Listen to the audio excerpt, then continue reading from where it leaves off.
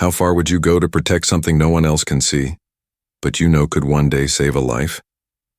That's the question I asked myself on a cold morning in early March, as I stood inside a construction trailer with a police report in my hand, my name printed across the top like a verdict. The accusation, theft of building materials. The reality, I had just refused to approve a flawed foundation design for the largest public library in our city's history. My name is Derrick Miles. I've worked in structural construction for over 2 decades. My job has always been about what's beneath the surface, the steel that holds a wall straight, the concrete that no one ever sees but everyone depends on. The truth is, most people don't care what holds up their school or library or hospital. They assume someone made the right call. But what happens when the people in charge care more about cost than safety? I never imagined saying no could end a career, or that doing the right thing would turn me into a suspect.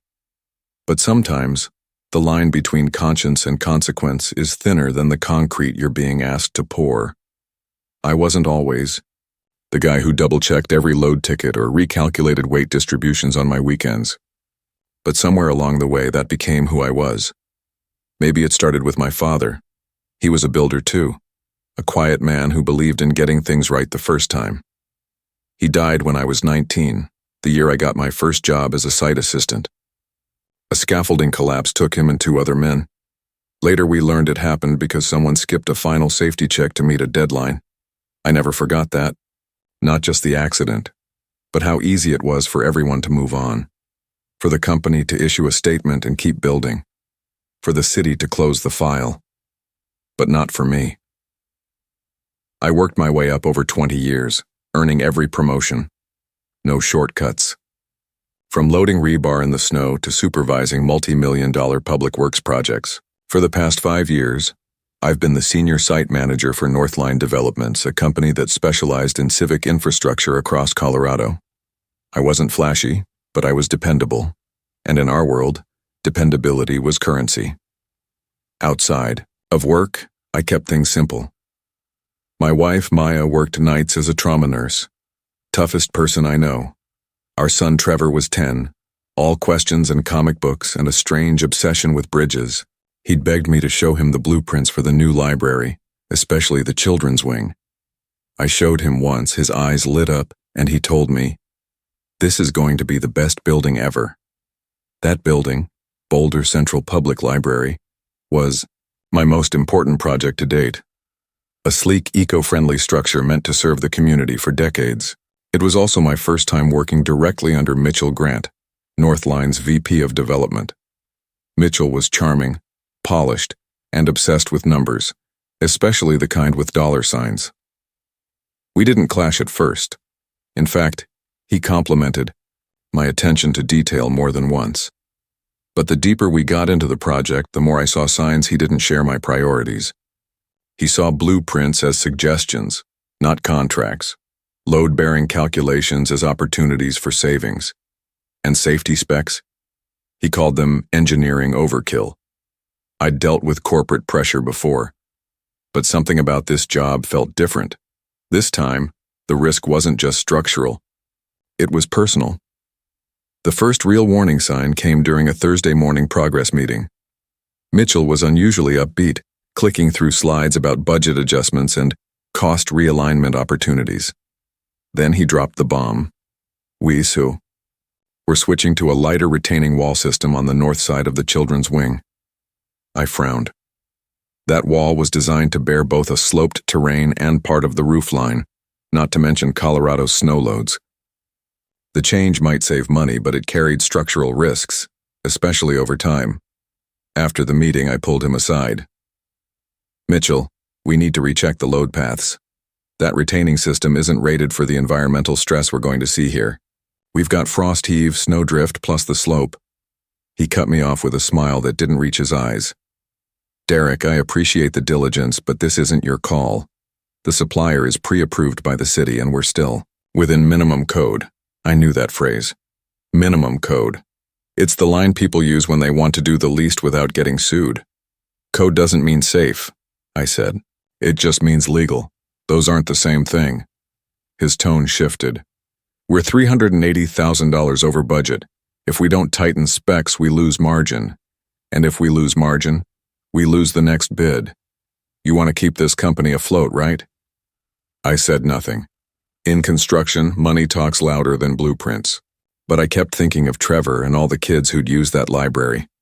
A retaining wall isn't just concrete and steel. It's what keeps a building standing when winter pushes and ground shifts. It's what gives parents confidence that their children are safe. The next day, I visited the site. The new material shipment was already on the way, ordered without my sign-off. I checked the updated supplier paperwork. It had my digital signature. Only problem was, I hadn't signed anything. That night, I sat at the kitchen table with Maya, the revised specs in my hand. They forged my approval, I told her. They're going ahead with the switch whether I sign off or not. She looked at me, calm but firm. If they're willing to fake your signature, what else are they doing? I didn't have an answer, but I did have a growing certainty that I was standing at a crossroads. One path led to silence, security, and complicity. The other to conflict, uncertainty, and maybe something worse. The next morning, I sent an internal memo requesting an immediate pause on all structural changes pending reevaluation. Within the hour, I received a calendar invite from Mitchell. Urgent, one-on-one. I knew what was coming. What I didn't know was how far he'd already gone to make sure I either stayed quiet or disappeared. The meeting was short. Mitchell didn't raise his voice, didn't threaten me outright. He didn't have to. His words were smooth, calculated, and perfectly vague. "You're making this personal," he said, leaning back in his chair. "You've always been the kind of guy who builds like the concrete has your name etched in it. But sometimes, Derrick, being a professional means knowing which battles to fight." I left his office with that phrase ringing in my ears, being a professional. It sounded like code for giving in. That night I couldn't sleep. I lay in bed, staring at the ceiling, listening to the soft hum of the heater and the faint rustle of Trevor flipping through a book in the next room. I remembered something my dad once told me, back when I was a laborer fresh out of high school. It's easy to look the other way when you don't think you'll be the one standing beneath the beams. But I would be. Not physically, maybe. But in every way that mattered, I would be standing beneath that structure for years, if I signed off on a foundation I didn't believe in. Maya sat down beside me, wrapping a blanket around her shoulders. "What's going on?" she asked. I handed her the specs. "They forged my signature. They're going ahead with substandard materials. If I push harder, I could lose my job." She read in silence, her brow furrowing. "So, what happens if you say nothing?" I thought of Trevor, of the kids who'd be attending story time or school field trips or quiet afternoons beneath a ceiling that might one day crack under a load it was never meant to bear. I imagined a headline 10 years from now, library, wall collapses during winter storm, and I imagined seeing my name in the project records. "I don't know how to walk away from this," I said, "but I also don't know how to look the other way." Maya reached for my hand. "Then don't. Whatever happens, we'll figure it out. But you've spent your life building things that last. Don't start tearing that down now." In that moment, the decision became less about career or reputation. It became about the kind of man I wanted Trevor to grow up believing his father was. The following Monday, I walked into the site office with a copy of my formal objection in hand. I'd CC'd the city's structural compliance liaison, the chief architect, and Northline's general counsel. I didn't go behind anyone's back. I followed protocol. But in this industry, following the rules only protects you if the people above you want the rules enforced. Mitchell wasn't in the office when I arrived, but by mid-morning I received an email marked confidential HR notice with a subject line that said everything. Administrative leave, effective immediately. No meeting, no explanation. Just a forced pause in my role and a security escort. Off the construction site.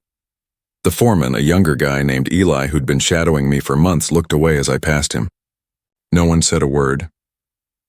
I packed my things slowly, deliberately. My hard hat, my personal measuring gear, a photo of Maya and Trevor taped to the side of my cabinet. For years, this trailer had been my second home. I knew every nail in the walls, every coffee stain on the floor, and now I was being erased like a scheduling error. At home, I tried to act normal. I grilled lunch on the deck, helped Trevor with his math homework, but Maya could tell something was off. That evening, while Trevor played outside, she sat across from me at the kitchen table, same place we'd had hundreds of conversations about work and life and everything in between. So, it started, she said. Yeah. Administrative leave, no phone, no access to project files. They said it's pending internal review. Mitchell's trying to freeze you out. I know. What are you going to do? I shook my head. I think he's hoping I'll just walk away, that I'll stay quiet long enough for the pour to happen and the inspection to clear. Once that concrete's down, it's over. No one will question anything. Maya didn't speak for a while. Then she said quietly, "Let them fire you if they have to, but don't let them bury the truth." Her words stuck with me, not just because they were right, but because they echoed what I'd always believed. The real danger in construction isn't what's above the ground.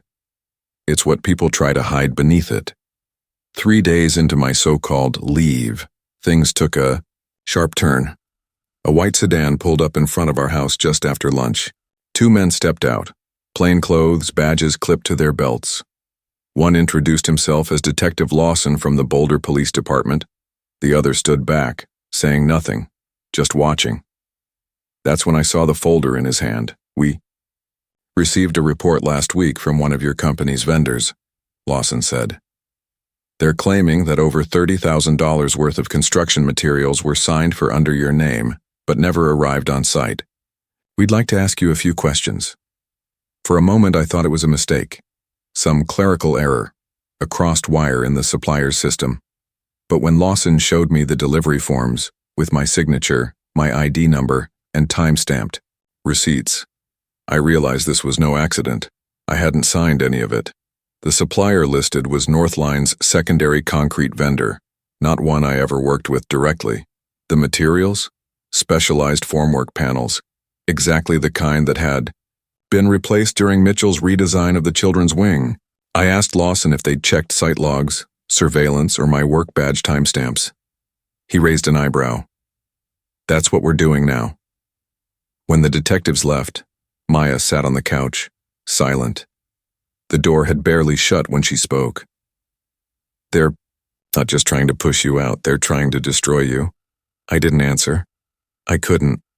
My mind was already spinning. If Mitchell had faked my signature on internal specs, what was to stop him from forging delivery records?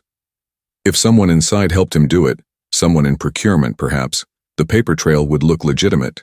And in a company as bureaucratic as Northline, perception often mattered more than proof. By that evening, the rumors had started. A former coworker texted me, cautiously asking if I was okay. Another messaged, "Heard about the materials thing. Hope it's not true." One even said, "Can't believe you'd risk your name over some vendor kickback." Kickback. They weren't just painting me as careless. They were branding me as corrupt. And in construction, corruption doesn't get you a second chance. It gets you erased from the industry. The foundation wasn't the only thing they were trying to pour. They were laying the groundwork for my downfall. By the end of the week, I wasn't just off the project. I was radioactive. The whispers had turned into quiet nods of recognition at the grocery store, tight-lipped glances at Trevor's school drop-off. Parents I'd chatted with for years suddenly had other places to be. Contractors I'd mentored didn't return my calls. I wasn't just being avoided. I was being erased. Northline hadn't said a word publicly, but that didn't matter. In construction, rumors move faster than facts. People believed what they heard first, and what they heard was that I'd been caught in some kind of internal embezzlement scheme. A few suggested I was the scapegoat for a wider issue. Most didn't care either way. All they knew was my name was now associated with theft. Worse, I couldn't get work. A local firm I had interviewed with the year before ghosted me the moment I reached out. A former subcontractor told me off the record that Mitchell had raised concerns about my ethics. Nothing official, he said, but people talk. Trevor came home from school unusually quiet one afternoon. At dinner, he asked, "Dad, did you do something wrong at work?" I looked at him, and for the first time in this entire mess, I felt something close to shame. Not because I'd done anything wrong, but because someone had made my son doubt the one thing I'd always tried to be, a man who builds things the right way. "I did the right thing, buddy," I said. "Even if it cost me everything." Maya reached over and squeezed my hand, but I could see it in her eyes too. They hadn't just put my career at risk. They were rewriting my story, and people were already starting to believe the wrong version. I've always believed that the truth leaves a trail. You just have to know where to look. The night after Trevor's question at dinner, I sat in my garage, flipping through the last printed plans I had from the project. My laptop sat open beside me, connected to an encrypted external drive I'd used for backups, not because I expected anything like this, but because after 20 years in construction, you learn to document everything. It starts with protecting yourself from blame when inspections go sideways. But in cases like this, it becomes something else: survival. I dug into old site logs, time-stamped delivery schedules, even job site camera feeds I had synced weekly before my access was revoked. I didn't have much time. Once word got out that I was pushing back, Mitchell would either clean up whatever trail he left or bury it deeper. Then I found the first break. It was a delivery manifest for the formwork panels I supposedly signed for. The signature line read my name, but the timestamp showed the form was digitally signed at 2:47 p.m. on a Tuesday, the same time I was attending a city zoning meeting downtown. I checked my calendar, and then, just to be sure, I pulled up footage from the parking garage security cam. There I was, walking into the building miles from the site. Next, I reviewed the video feed from the project's materials entrance. On the day the supplier claimed delivery, there was no incoming truck, no delivery, just a regular workday with nothing unusual. The logs from the front gate confirmed it, no check-in under the supplier's name. Whoever had filed the accusation hadn't even bothered to stage it properly, but that wasn't enough. I needed someone inside to speak. I remembered Jared, a junior site engineer who'd worked quietly in the background. Smart kid, always watching, rarely talking. I called him.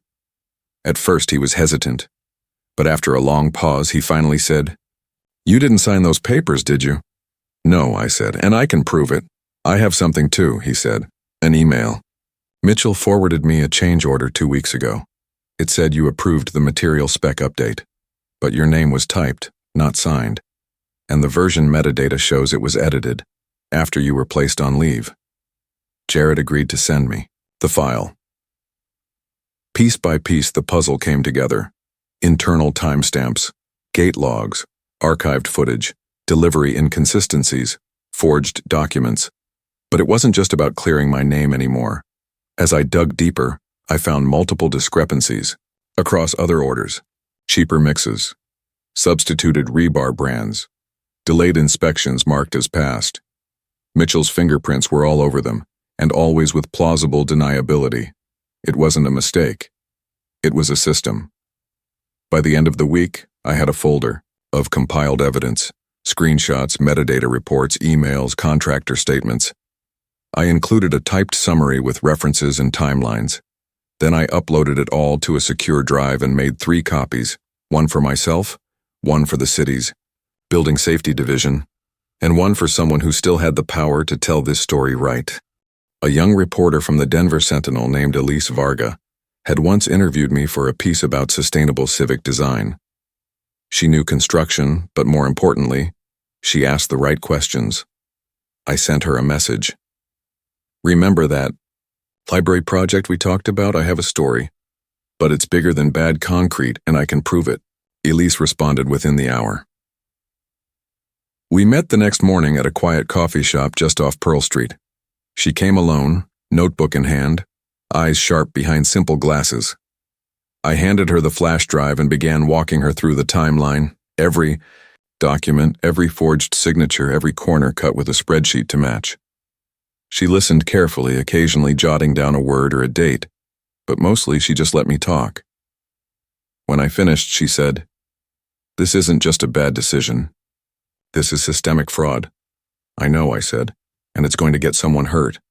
Maybe not this year, maybe not for 10, but eventually a wall will crack or a beam will fail, and no one will know why, until it's too late." She promised to cross-reference everything, and within days, the wheels began turning. Elise sent inquiries to the city's building safety division, and by the following week an official audit was opened. The documents I'd compiled were submitted through a whistleblower portal. Jared came forward too, quietly, carefully, offering his email thread with Mitchell as corroborating evidence. Then came the first real shift. A temporary stop work order was issued on the Boulder Central Library project pending structural integrity review. The story hadn't broken publicly yet, but word spread fast on site. I got a message from Eli, the foreman I'd trained. It was short but meaningful. "They shut us down. Something's happening." Next came a call from a city inspector I'd worked with for years, Angela Chu, known for being by the book, zero tolerance for shortcuts. "I just reviewed your file," she said. "If even half of what's in here checks out, Mitchell Grant has more to worry about than job security." Then she paused. "Derrick, you did the right thing." It had been weeks since anyone said that out loud. When Elise finally called back, her voice was calm but urgent. "I'm running the piece," she said, "but I need to warn you, once this hits print, they'll come after you harder. Are you ready for that?" I didn't hesitate. I was ready the moment I said no. The article dropped on a Thursday.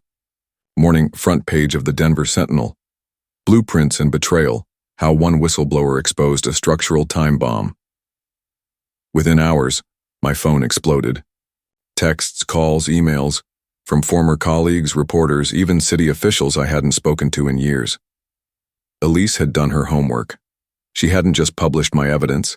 She'd uncovered a trail of cut corners and forged documents across multiple Northline projects, some dating back 3 years. The children's wing at the library was only the most recent offense. By noon, the city of Boulder issued a formal construction suspension notice for the entire project and announced a third-party engineering audit. Then came the city attorney's office confirming they had referred the case to the state's fraud investigation unit. That afternoon, Mitchell Grant was placed on indefinite administrative leave. By the end of the week, he resigned.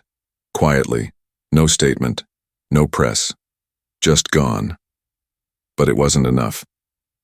On Monday, I was subpoenaed as a witness in a formal investigation into construction fraud and falsification of public records.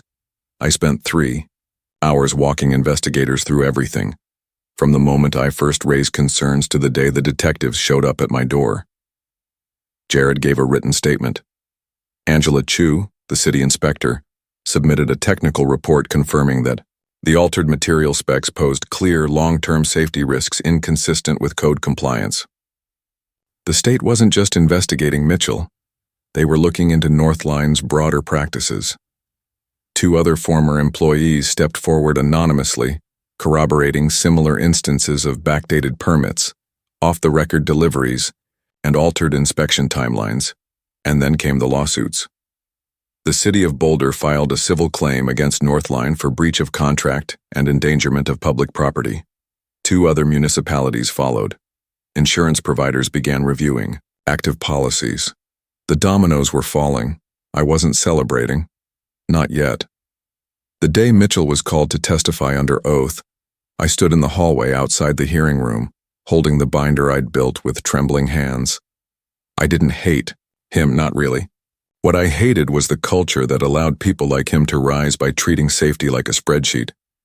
That afternoon, the lead investigator shook my hand.